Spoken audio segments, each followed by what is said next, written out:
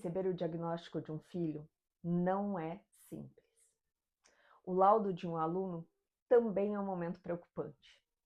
Mas o que mais importa é não ficarmos parados. Olá, tudo bem? Meu nome é Camila Zanella, sou mestre em educação, especialista em educação inclusiva, neuropsicopedagogia e metodologia de ensino. Mas o mais importante é que sou mãe atípica. Hoje estou aqui para falar para vocês, estou sentada numa cadeira que ela é preta com detalhes em rosa, estou na frente de um painel com vários livros e alguns brinquedos pedagógicos, na minha esquerda alguns quadros. Eu sou uma mulher branca, estou com os cabelos presos, meus olhos são escuros, estou com um brinco dourado pequeno na orelha, com uma jaqueta jeans preta, uma camiseta branca com uma mão que é característica aí das pessoas com síndrome de Down.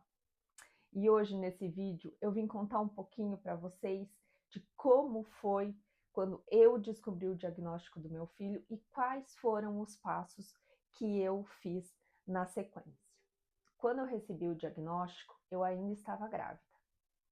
Então, a primeira coisa que eu fiz foi ter um bom acompanhamento psicológico. Então, eu tive uma psicóloga no meu acompanhamento. Conversamos muito sobre o luto, sobre a aceitação, né? E sobre como eu lidar com toda a informação do diagnóstico. Posteriormente a isso, eu fui fazer formações, então procurei cursos, alguns gratuitos, alguns pagos, para que eu pudesse conhecer mais sobre a síndrome de Down. Muito, li artigos científicos, fiz esses cursos e fui acompanhar nas redes sociais famílias de pessoas, de crianças com síndrome de Down e pessoas com síndrome de Down. Isso fez com que eu tivesse uma visão maior do futuro e não antecipasse problemas. Conversar com famílias que também têm filhos com síndrome de Down ajuda muito no processo. É claro que a gente precisa de um momento, né? Esse procurar informações, ele não aconteceu de uma hora para outra.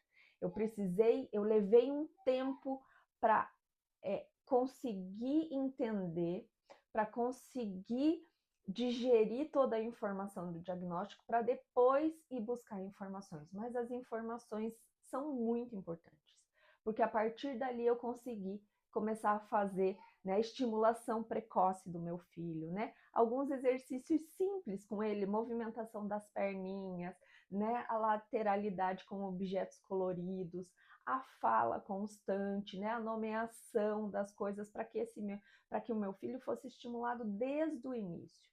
Procura por pediatras que são especialistas de preferência, né? A pediatra que nos atende, ela é especialista em síndrome de Down. Tem até uma filha com síndrome de Down, então ela tem esse olhar.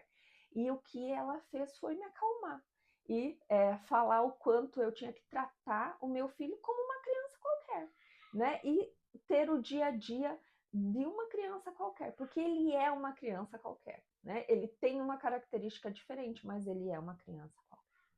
Então, esse acompanhamento é muito importante.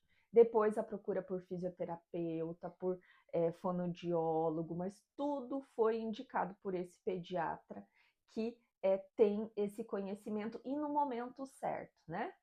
Eu lembro muito de uma frase dela dizendo assim: mãe, agora você tem que curtir seu filho, né? Curta seu filho, curta o bebê Raul, né? Então isso foi muito importante, porque toda a informação é importante. Ela vai ter um processo individual, então não dá pra gente adiantar problemas, não dá pra gente adiantar ficar pensando num futuro. O importante é viver um dia de cada vez. E na escola, como é que acontece? Quando eu recebo esse laudo, né, desse aluno, né, eu estou recebendo uma criança que já vem com um laudo, o que a gente faz? É importante a instituição fazer formações com o seu corpo docente, né? Que eles tenham acesso. Então, se eu recebo uma criança com síndrome de Down, então trazer formações sobre a síndrome de Down.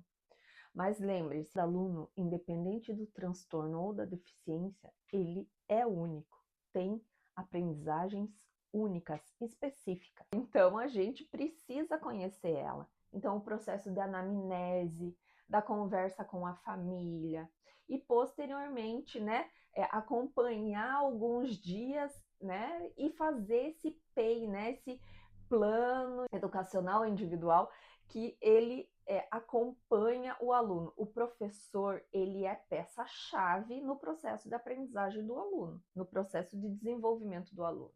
Né? A gente não pode terceirizar. Enquanto educadora, a gente não pode terceirizar a educação do nosso aluno para outra pessoa. Mas a gente pode sim ter pessoas que nos acompanhem. Então, esse especialista, né, que a escola deve ter, né, o professor de AEE, né, que é de educação específica, essas formações, e a formação ela deve ser feita pela instituição, a instituição deve promover essas formações, né, para diversos tipos de deficiência, de transtornos, mas a gente, enquanto educador, também tem que procurar isso, porque nós, enquanto profissão, decidimos ser educadores. E a gente não decidiu ser educador de uma parcela só da população, uma parcela só de pessoas que têm um tipo apenas de aprendizagem. Então, nós temos que conhecer os diversos tipos de aprendizagem para que a gente possa ter uma gama de atividades diferenciada para aquele que aprende ouvindo, para aquele que aprende vendo, para aquele que aprende na prática, para aquele que aprende de forma mais lúdica, para aquele que tem um processo de aprendizado um pouco mais demorado, né? A gente tem que ter esse conhecimento de como o cérebro funciona, de quais são os métodos de aprendizagem para poder facilitar aí o desenvolvimento do conhecimento dos nossos alunos. Mas lembrando, a gente não deve antecipar problemas, né? A gente deve conhecer o nosso aluno, a gente deve conhecer o nosso filho. Cada pessoa, novamente, cada pessoa é uma. Cada pessoa tem suas características. A gente não deve generalizar. Ter conhecimento sobre os transtornos, sobre as deficiências, ela é importante para conhecer como é que o cérebro funciona, né? Como é que a pessoa tem facilidade. Mas você conversar com a pessoa, conversar com o aluno e ver o percurso que ele já fez até então também é importante. Gente, eu espero que vocês tenham gostado desse vídeo. Curtem, comentem, compartilhem para a gente continuar aí tendo essas reflexões e essas dicas. Eu espero que vocês tenham gostado. Até os próximos vídeos.